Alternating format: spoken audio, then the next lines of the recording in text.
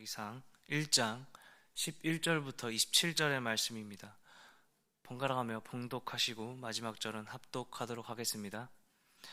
열왕기상 1장 11절부터 27절의 말씀입니다. 나단이 솔로몬의 어머니 밧세바에게 말하여 이르되 핫기스의 아들 아도니아가 왕이 되었음을 듣지 못하였나이까? 우리 주 다윗은 알지 못하시나이다.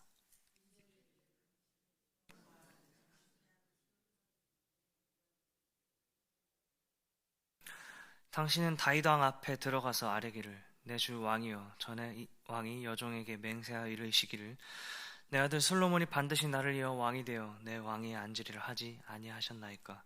그런데 아도니아가 무슨 이유로 왕이 되었나이까 하소서.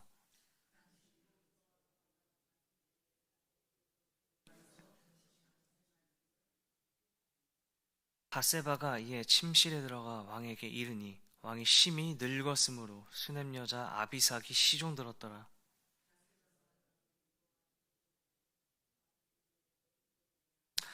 그가 왕께 대답하되 내 주여 왕이 전에 왕의 하나님 여호와를 가리켜 여종에게 맹세하시기를 내 아들 솔로몬이 반드시 나를 이어 왕이 되어 내 왕위에 앉으리라 하셨거늘.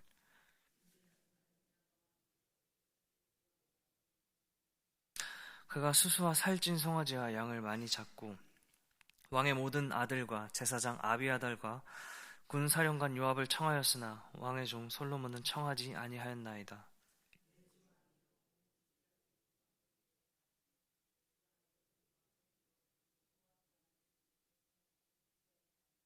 그렇지 아니하면 내 주 왕께서 그 조상들과 함께 잘 때 나와 내 아들 솔로몬은 죄인이 되리이다.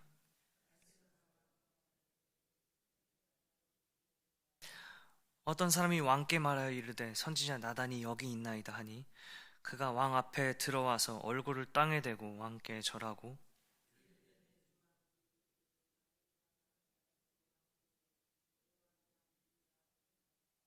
그가 오늘 내려가서 수수와 살찐 송아지와 양을 많이 잡고 왕의 모든 이들과 군사령관들과 제사장 아비아다를 청하였는데 그들이 아도니아 앞에서 먹고 마시며 아도니아 왕은 만세수를 하옵소서 하였나이다.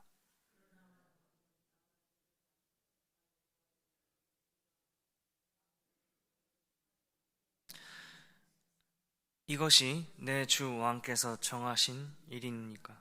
그런데 왕께서 내 주 왕을 이어 그 왕에 앉을 자를 종에게 알게 하지 아니하셨나이까. 아멘. 저의 취미 중 하나가 드라마를 보는 것입니다. 근데 드라마를 사실 많이 보게 되면 사실 거의 뻔한 스토리입니다. 거의 뻔한 스토리가 전개되죠. 특히 그 뻔한 스토리의 대표적인 예가 아침 드라마입니다. 어르신분들께서 아침 드라마를 많이 보시는 걸로 알고 있습니다. 거기서 많이 쓰이는 소재가 있습니다. 정말 식상할 만큼 많이 쓴 소재가 하나가 있습니다. 아들, 딸 중 하나는 무조건 대기업 회장의 딸이거나 아들입니다. 그리고 그 회사에 어렵사리 입사한 주인공이 있죠. 그 주인공은 대부분이 힘든 가정 환경 속에서 자라납니다. 참 뻔합니다. 그리고 그 회사에 밑에서부터 천천히 배워서 회사를 물려받으라는 그 어마무시한 회장님의 지시에 따라 그 금수저 아들과 딸은 말단 사원부터 시작하는 금수저와 일반인의 사랑, 이게 아침 드라마의 사실 기본 설정값입니다. 그러다가 참 우연의 일치로 위기가 찾아오게 됩니다. 둘 중 하나가 너무 사랑에 빠져버리게 되죠. 보통 회장 아들, 딸이 그렇습니다. 참 신기합니다. 그리고 조심스럽게 사랑을 키우죠. 하지만 그것을 회장님이 가만둘 리가 없습니다. 그리고 몰래 참 뻔하게 그 주인공만 따로 불러냅니다. 그리고 정말 여러분들이 수없이 봤던 명장면들이 펼쳐지게 됩니다. 그 회장님이 말하죠. 섭섭지 않게 넣었네. 그만 우리 아들, 우리 딸과 헤어지게. 하지만 주인공은 회장님 이런 거 바란 건 아닙니다 라고 말하죠. 그냥 우리 사랑하게 해주세요 라고 말합니다. 보통 이런 멘트가 끝나자마자 보통 회장님께서는 마시고 있던 물이나 커피를 그 주인공의 얼굴에 끼얹으면서 회장님의 속내를 드러냅니다. 감히 네가 넘볼 사람이 아니다. 어서 헤어지게 라고 얘기를 합니다. 하지만 또 이거를 정말 우연치 않게 알게 됩니다. 보통 회장님의 비서는 입이 가볍습니다. 회장님한테 가서 말합니다. 계속 아버지가 이렇게 하시면 저 회사 물러가지 않겠습니다 라고 폭탄 선언을 하죠. 시금 전폐를 합니다. 회사를 간두고 막 작은 가게를 차립니다. 자식 이기는 부모 없습니다. 결국 회장님이 포기합니다. 이 뻔한 스토리 속에 우리는 환호합니다. 식상하다고 여기지만 신기한 것은 동시에 그것을 원합니다. 제가 유일하게 보지 않는 드라마 장르가 있는데요. 이 뻔한 스토리 역시 담겨 있습니다. 바로 사극입니다. 정말 어렸을 때부터 정말 짜증이 났던 거는 아무리 다른 사극이라고 해도 보통 역사 기반이라고 해도 정말 내용이 똑같습니다. 왕이 있습니다. 잘 통치합니다. 혹은 문제를 일으킵니다. 하지만 그것은 그 역사 속의 드라마의 중요한 내용은 아닙니다. 정말 아이러니합니다. 중요한 것은 왕의 통치력인데 말입니다. 문제는 항상 존재하는 것은 그 왕을 찬성하는 파가 있는 반면에 그 왕을 어떻게든 끌어내리려는 반대하는 파가 존재하죠. 이게 없는 역사 드라마를 본 적이 없습니다. 사실 웃긴 것은 그게 역사인 것입니다. 그러다가 그 왕이 큰 병에 걸리거나 항상 또 어떤 왕의 반대에 선 세력들은 항상 힘을 키워 반란, 즉 역모를 꾸미고 밤에 기습을 하거나 왕을 처단하거나 난을 일으킵니다. 이제 난을 일으킨 그 세력이 세우고 싶은 꼭두각시 공식 왕이 왕으로 세워졌습니다. 근데 참 웃긴 것은 그 왕도 얼마 가지 않아 그 왕을 또 반대하는 세력에게 난을 당하거나 처단당합니다. 이 역사가 끊임없이 일어나게 되죠. 그래서 사극을 보면 항상 독살하는 장면, 역모를 꾸미는 장면, 밤에 자객을 시켜 그 사람을 죽이는 장면을 많이 보게 됩니다. 그리고 근데 신기한 것은 그 세워진 왕은 보통 아무것도 모르는 8살, 9살 애인 경우가 많습니다. 정말 이 뻔한 스토리가 많이 있죠. 근데 그것은 우리나라 역사뿐 아닙니다. 세계사를 봐도 차이만 존재할 뿐, 정도의 차이만 존재할 뿐 비슷합니다. 그렇기 때문에 중요한 것은 우리 인간으로서 사람이 생각하는 것, 세상의 권력과 그 세력은 절대 영원할 수 없다는 것입니다. 오늘 본문에서도 한 왕의 시대가 거의 끝이 나게 되는 것을 볼 수 있습니다. 여기서 수많은 일과 수많은 수싸움이 존재합니다. 이 뻔한 사극의 스토리처럼 그 왕을 보자 하는 세력과 반란을 꾸미는 세력 역시 오늘 본문에서 존재합니다. 오늘 본문의 말씀의 첫 시작을 거슬러 올라가게 되면 한 왕의 노년의 상황을 볼 수 있습니다. 우리가 잘 아는 다윗 왕이 이제는 늙었습니다. 40년 동안 거의 전성기를 이끌었다 봐도 무방할 그 다윗의 상태를 잘 나타내는 것이 오늘 말씀에 있는 첫 구절입니다. 나이가 많아서 심지어 이불을 덮어도 따뜻하지 않을 정도의 상태입니다. 솔직히 이 정도면 나라의 일을 과연 잘 살필 수 있을까라는 생각이 들 수밖에 없는 상태입니다. 그 상황에서 오늘 본문은 그 상황을 두고 동시다발적으로 여러 가지 일들이 벌어지게 되는 것을 볼 수 있습니다. 이 다윗이 나이가 들어 이불을 덮어도 따뜻하지 아니한 이 상황을 두고 먼저 볼 관점이 있습니다. 바로 그 상황을 제일 눈앞에서 먼저 보고 있는 신하들의 관점입니다. 70세의 나이에 접어드는 이 다윗을 보고 아마 이 신하들, 시종들은 정말 현실적인 걱정이 물밀듯 몰려왔을 것입니다. 이 시대의 이 왕은 정말 큰 자리이죠. 왕 그 이상의 것을 의미합니다. 보이는 국정뿐 아니라 자기 자신과 하나님과의 관계를 중간에서 있는 다리 역할을 하는 정도까지 여겼기 때문입니다. 그렇기에 그 위치에 있는 왕이 지금 70세에 사실상 아무것도 못하고 있는 상태가 되어버린 것은 성경이 지금 말하고 있습니다. 기력 자체가 없는 이 상황에서 최소 왕이 되어서 나라를 이끌어간 힘도 없는 상태, 그것이 지금 다윗의 상태라는 거죠. 그렇게 이들은 현실적인 걱정을 했을 수밖에 없습니다. 그리고 이들은 일합니다. 무슨 일일까요? 지금 노쇠한 이 다윗을 어떻게 하면 살릴까? 기력을 회복하게 할 수 있을까 합니다. 그래서 조금이라도 더 이 다윗 왕이 통치하기를 바랬을 것입니다. 그래서 이 나라를 다스리게 해서 나라를 안정적으로 조금이라도 더 이끌 수 있게 하기 위한 일입니다. 그리해서 이들은 다윗에게 잘못된 선택을 하게 됩니다. 젊고 아름다운 처녀를 찾게 됩니다.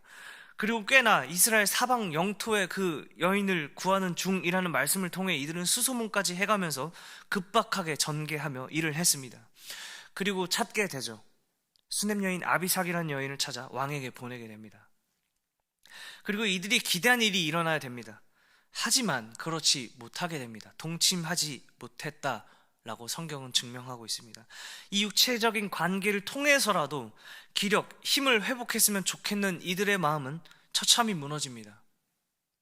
왜냐하면 이때 다윗은 동침을 할 수 없을 정도로까지 기력이 없었을 가능성이 상당히 크기 때문입니다. 오히려 이 기대는 무너지게 됩니다. 이 일은 오히려 이들의 상식선에서는 안정을 꾀했을 것입니다. 다윗 왕이 조금이라도 더 통치했으면 좋겠는 마음입니다. 하지만 이들의 선택은 오히려 앞으로의 갈등을 촉구시키는 결과만 초래하게 되었습니다. 그리고 이를 보고 동시에 또 어떤 한 사람의 관점을 봐야 할 것입니다. 바로 아도니아입니다. 그는 이 일련의 과정을 봤을 때, 다윗이 나이가 들었음을 봤을 때 그는 상식적으로 이런 생각을 했을 것입니다. 내가 스스로 왕위를 이어받을 자라 생각했던 것입니다. 그런 그는 그의 생각에서 아주 열심히 그의 일을 하게 되며 아주 열심히 그만의 판을 짜게 됩니다. 그 행동 첫 번째가 무엇입니까? 실질적인 힘, 군사를 모으게 되는 것입니다. 병거와 기병과 호위병 50을 준비했다, 성경은 말하고 있습니다. 군사를 모은 아도니아는 점점 판을 크게 더 키웁니다. 그 후에 했던 일은 사실상의 자기 라인, 자기 사람들, 참모진을 꾸미게 됩니다. 자기 라인들을 아주 확실히 꾸리는 것입니다. 요압을 자기 사람으로 만듭니다. 심지어 거기서 멈추지 않고 제사장 아비아다를 그의 라인에 합류시킵니다. 참모들과 영적인 일을 할 사람까지 모두 자기 사람들로 만들어버리는 일을 지금 아도니아는 하고 있습니다. 심지어 거기서 끝나지 않습니다. 오늘 말씀의 직전인 1장 9절을 통해 그것을 확실히 하게 됩니다. 그것이 무엇입니까?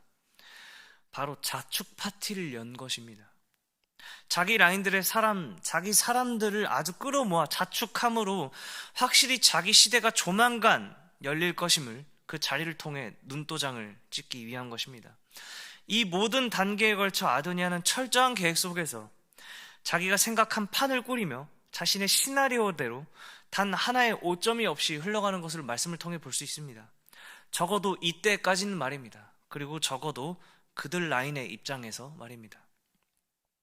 그리고 이를 본 또 다른 사람은 그것을 타파하기 위한 일을 또 꾸미게 됩니다. 바로 나단입니다.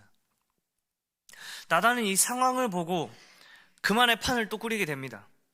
지금 상황은 나단 입장에서 상당히 심각합니다. 사실상의 왕이 되었다고 봐도 무방할 정도의 이 상황에서 나단은 생각하고 판을 짜고 나단만의 시나리오를 꾸미게 됩니다.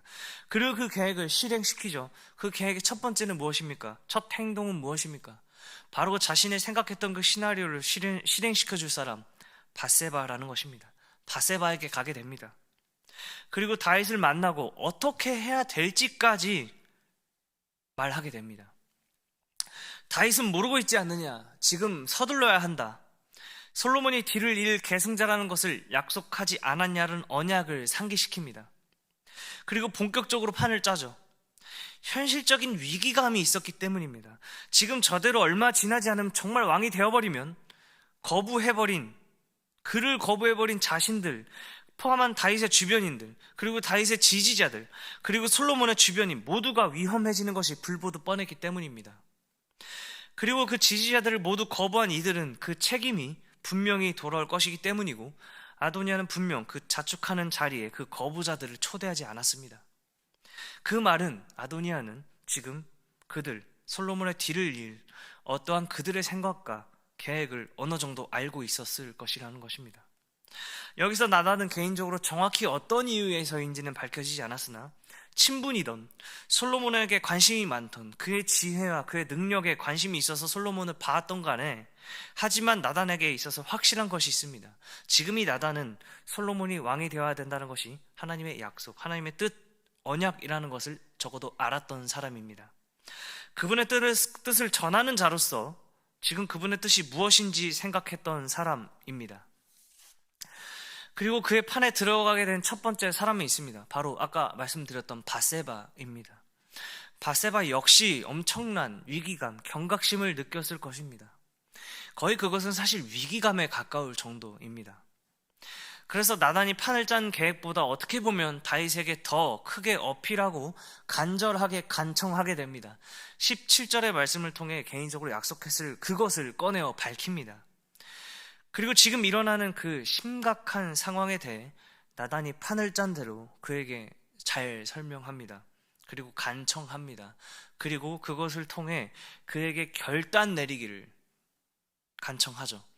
만약 그렇게 되지 않았을 때, 즉 솔로몬이 왕이 되지 못할 때 자신을 포함해서 솔로몬까지 위험해질 수 있는 상황임을 다시 어필하며 간청하는 것으로 마무리됩니다. 바로 그때 나단이 다시 등장합니다.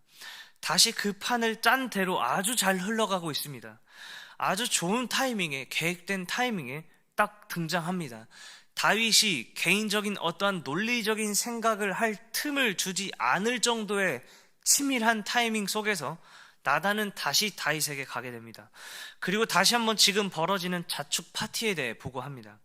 그리고 다윗이 다윗의 결정을 철저한 의도된 타이밍과 말들을 통해 촉구합니다.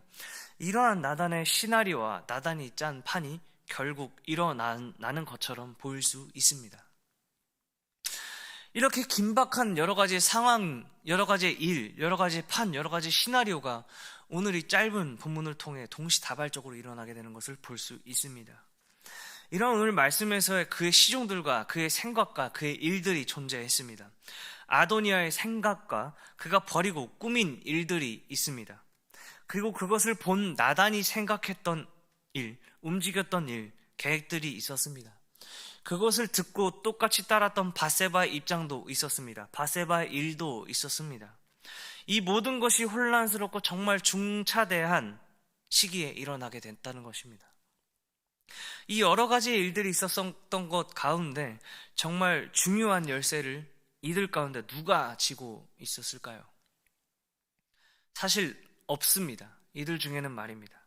결국 이 모든 긴박한 동시다발적으로 일어난 사건들 가운데 이 사건을 전개시킬 열쇠, 그것을 쥐고 있는 존재가 따로 있다는 것입니다. 그 존재가 누구라는 것입니까? 바로 하나님입니다. 아무리 자축을 하고 상식적으로 이렇게 될 것이라는 그 인간적인 계산과 생각, 그리고 그 판단 아래 반란을 꾀했던 그 아도니아가 판을 짜고 자기 사람들을 모으고 제사장까지 자신의 사람들로 꾸리고 있어도 하나님께서는 당신의 일을 하십니다. 그리고 지금 이 순간에서도, 그 순간에서도 하나님께서는 모든 상황을 직접 조율하시고 그 상황으로 인해 일어나는 일들까지도 나단을 사용하셔서 지금 벌어지고 있는 상황과 기울어진 것 같은 형국 그 자체를 바꾸시는 것을 말씀 가운데 보게 될 것입니다. 그것이 하나님의 일하심이라는 것입니다. 이 흐름 안에 현실적인 문제들과 그리고 그 문제들로 벌어진 상황들과 그것을 바라보는 시선이 있습니다. 앞서 말했던 그 신하들의 계획, 그리고 아도니아의 계획입니다. 그리고 그 계획과 반란들을 꽤나 성공적으로 진행되는 것처럼 느껴질 정도입니다. 하지만 분명한 것은 그 하나님께서는 이 모든 것을 오히려 사용하십니다. 이 상황을 사용하십니다. 이 모든 일련의 상황들을 사용하셔서 당신의 뜻과 당신의 계획과 당신만의 타이밍으로 그 뜻을 이루시며 또한 이루실 것이며 이룬 역사들을 오늘 본문과 이후에 펼쳐질 말씀들 안에서 볼 수 있습니다. 오늘의 이 말씀을 통해 우리는 그렇기에 무엇을 봐야 합니까? 답은 하나입니다.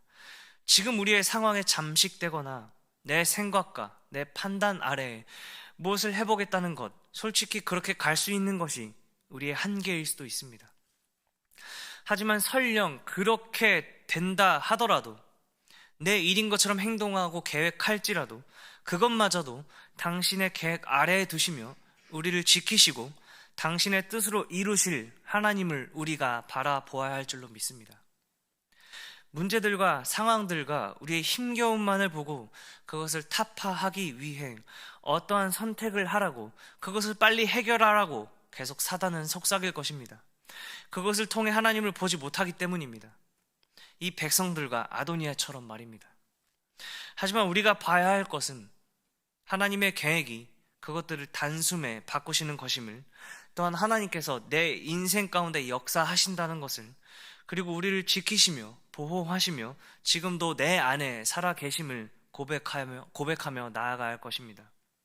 그때 우리는 그 문제와 상황이 아닌 그 위에서 모든 우리들의 삶과 상황들을 다 아시고 지켜보시는 그 하나님을 믿음의 눈으로 볼 수 있게 될 것입니다. 문제 위에 하나님이 계십니다. 상황 위에 하나님이 계십니다. 우리의 힘든 그 위에 하나님이 계십니다. 그것을 고백하며 나아가는 믿음의 일산 충신 공동체가 되기를 간절히 소망합니다. 기도하시겠습니다. 사랑의 주님, 오늘의 말씀을 통해 모든 것들을 직접 계획하시며 그것을 바꾸시며 당신의 뜻으로 당신의 사람들을 세워져 나아가는 출발점을 같이 보게 됩니다. 그 안에 그것을 보지 못해 한계와 계획만을 바라보며 그 한계에 갇혀 스스로 해결하고 스스로 그 자리에 앉게 되는 이들을 보게 됩니다. 우리가 그들과 다른 것은 그 위에 있는 당신의 뜻을 믿는 이들이기 때문임을 고백합니다. 주님, 우리들의 인생 가운데 그것보다 크신 주님을 알기 때문임을 고백합니다. 우리가 그 주님만을 바라보며 내 노력 같고 내 힘 같지만 사실 하나님이 모든 것을 이루심을 보게 하여 주시옵소서. 감사하며 모든 것의 주관자 되시는 예수님의 이름으로 기도드립니다. 아멘.